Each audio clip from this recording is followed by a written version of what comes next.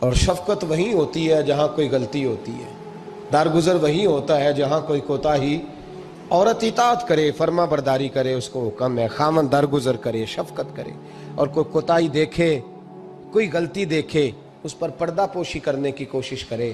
یاد رکھیں اعلیٰ حضرت فاضل بریلوی رحمۃ اللہ علیہ فرماتے ہیں جو مردان خدا ہیں، جو اللہ کے بندے ہیں، جو مردان خدا ہیں، فرمایا ان کا طریقہ تو یہ ہے کہ وہ اپنے گھر والوں کی بڑی بڑی غلطیاں معاف کرتے ہیں، بڑی بڑی کوتاہیاں، بڑی بڑی۔ حضرت ابو بڑے صاحب بصیرت آدمی، ایک آدمی یمن سے آیا کئی 100 کلومیٹر کا سفر طے کر کے ملنے، اس نے دروازے پہ دستک دی، حضرت کے گھر کے دروازے، بادشاہ کے پیر ہیں۔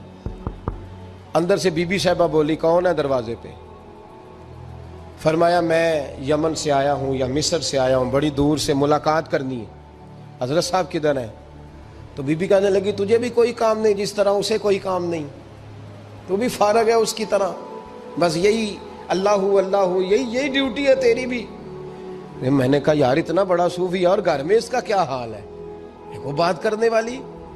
تو میں نے کہا جناب حضرت کدھر ہیں؟ تو کہنے لگی وہ کوئی جنگل میں بیٹھا اللہ اللہ کر رہا ہوگا، نہ بچوں کی فکر نہ گھر بار کی فکر، مسئلوں سے بھی پیٹ بھرتے ہیں کبھی، ادھر بیٹھا ہوگا، جا ملنا ہے تو تو بھی چلا جا، دوبارہ دروازے پہ دستک نہ دینا، خبردار۔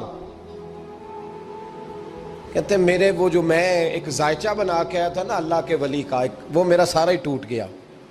میں نے کہا کچھ نہیں یار، جس کا گھر حال نہیں تو باہر کیا ہوگا، اندر ہی کوئی طبیعت نہیں۔ لوگ فٹافٹ اعتراض کرتے ہیں، کہتے ہیں صاحب فلاں بندے کو نہیں صحیح کر سکے تو، حالانکہ یہ بات اور ہے، یہ پہلو اور ہے۔ نوح علیہ السلام کی بیوی اگر کافر رہ جائے، بیٹا اگر غیر مسلم رہ جائے تو یہ حکمت الہی ہوتی ہے، یہ اللہ پاک کی حکمت ہوتی ہے، حکمت ہوتی ہے۔ اس میں پیغمبر کی تبلیغ میں کوئی اعتراض نہیں کیا جا سکتا۔ اس نے کہا جنگل میں ہوں گے تو بھی چلا جا۔ کہتے ہیں وہ جو میرے ذہن میں ان کا زاویہ تھا، وہ جو ایک شخصیت کا روپ میں بنا کے وہ تو نکل گیا، لیکن میں نے کہا چل اتنی دور سے آیا ہوں بابے سے میل ہی لیتا ہوں، شام ہو گئی ہے رات بھی رہنا ہے۔ کہتے ہیں میں نے جنگل کی طرف منہ کیا تو حضرت جنگل سے آ رہے تھے اور شیر پہ بیٹھے ہوئے تھے، شیر پہ بیٹھے تھے۔ فرماتے ہیں پھر میرے دل میں خیال آیا، میں نے کہا بی بی قابو آتی نہیں اور شیر کو قابو کیا ہوا ہے۔ پھر وسوسہ آیا اتقوا فراست المومن فإنہ ینظر بنور اللہ، رواہ ترمذی او کما قال صلی اللہ علیہ وسلم۔ اللہ کے رسول فرماتے ہیں مومن کی فراست قلبی سے ڈرو، وہ تو اللہ کے نور سے دیکھا کرتا ہے، اللہ کے دیے ہوئے نور سے دیکھتا ہے۔ اللہ اکبر۔ جب یہ بات سنی نا، اس نے کہتے میں نے دل میں سوچی تو حضرت میرے دل کی بات جان گئے اور فرمانے لگے او بھائی، کہتے میں نے کوئی حال بتایا نہیں، خود ہی فرمانے لگے میاں اس کے اندر صرف ایک ہی غلطی ہے کہ وہ زبان کی ٹھیک نہیں، بستر کی بڑی پاک ہے، نظر کی بڑی پاک ہے، کردار کی بڑی اچھی ہے، میرے بچوں کو پالتی ہے، بس زبان کی ذرا ٹھیک نہیں۔ اور فرمانے لگے میں اس نتیجے پہ پہنچا ہوں اگر میں نے اسے نکال دیا تو اور کوئی رکھے گا نہیں، بیچاری زندگی ساری پریشانی میں گزار دے گی، اور پھر اگلے لفظ کہے تو حد ہو گئی۔ فرمانے لگے میں اس بد زبان سے اس نے سلوک کرتا ہوں، اللہ نے یہ بے زبان مخلوق میری فرما بردار بنا دی ہے۔ فرمایا یہ میرے وظیفوں چلوں عبادتوں سے نہیں آیا شعر، یہ اس بد زبان سے اس نے سلوک کرتا ہوں تو رب نے یہ بے زبان مخلوق میری۔ اب یہ گنجائش، یہ حکم خامند کے لیے ہے، یہ تقریر سن کے بی بی نہ کہہ دے کہ میں نے بد زبان ہونا ہے تو آپ فرما برداری کرے میری، تو یہ جس کے لیے بات ہو اسی تک رہے۔ خامند کو حکم ہے کہ اگر کوئی کوتاہی ہے تو اس کوتاہی کی پردہ پوشی کرے۔ گھر جو ہوتا ہے نا، گھر کچھ چیزیں اجازت نہیں دے رہی میری کہ میں کچھ اور بات آپ سے کروں، کچھ آپ کو نیند بھی آ رہی ہے۔ دیکھیں پورا وجود سلامت ہو اور اندر روح نہ ہو تو بندہ زندہ رہ سکتا ہے؟ جڑے نہیں بولے انہیں رہ لینا میرا خیال۔ وجود ہو سارا سلامت ہے لیکن روح سلامت، بندہ بچ جائے گا؟ بولے نا یار، جنہیں نیند آ رہی ہو بولو، نہیں نہ رہ سکتا۔ پورے گھر میں ہر شے ہو، ذمہ داری سے بات کر رہا ہوں، پورے گھر میں ہر شے موجود ہو، اگر گھر میں دین نہ ہو تو گھر چلتا نہیں چل سکتا۔ جس گھر میں نماز نہ ہو وہ گھر نہیں چلتا، جس میں قرآن پاک نہ ہو وہ گھر، اس لیے کہ دین روح ہے. دین، اگر گھر میں دین نہیں تو گھر چل سکتا؟ سن لے حدیث پاک ترمذی شریف کی، نبی کریم علیہ الصلوۃ والسلام، یہ بھی حق ہے. یہ آخری بات اس عنوان پہ سنیں، یہ حق آخری ہے، اس کو بھی سمجھیں. ترمذی شریف میں نبی پاک علیہ السلام نے فرمایا، دعا دی حضور نے.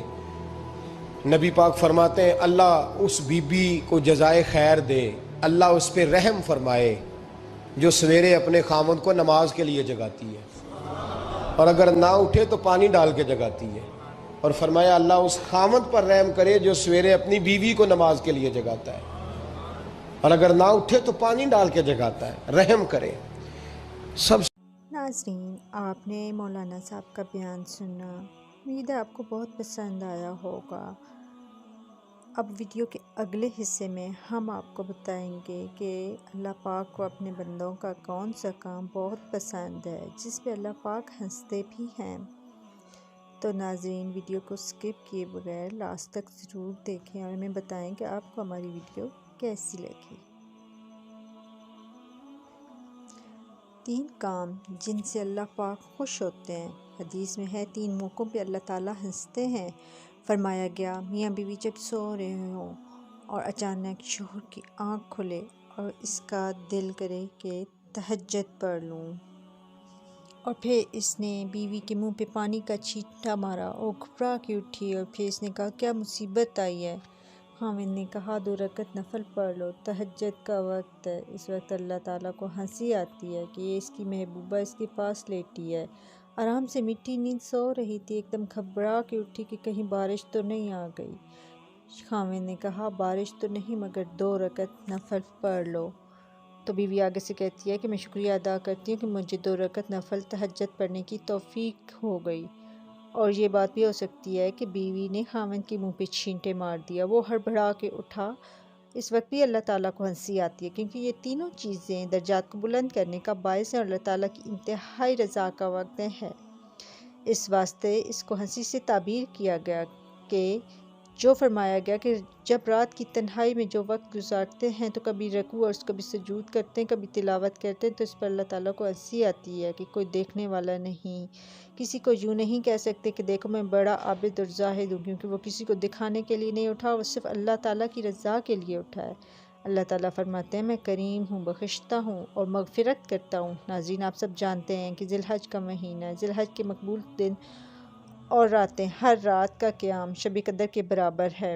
اللہ سے دعا ہے کہ وہ ہمیں اپنے نیک بندوں میں شامل کرے اور ہمیں نیکی کی توفیق عطا فرمائے. ناظرین، اگر آپ کو ویڈیو پسند آئی ہو تو لائک اور سبسکرائب ضرور کریں. Thank you.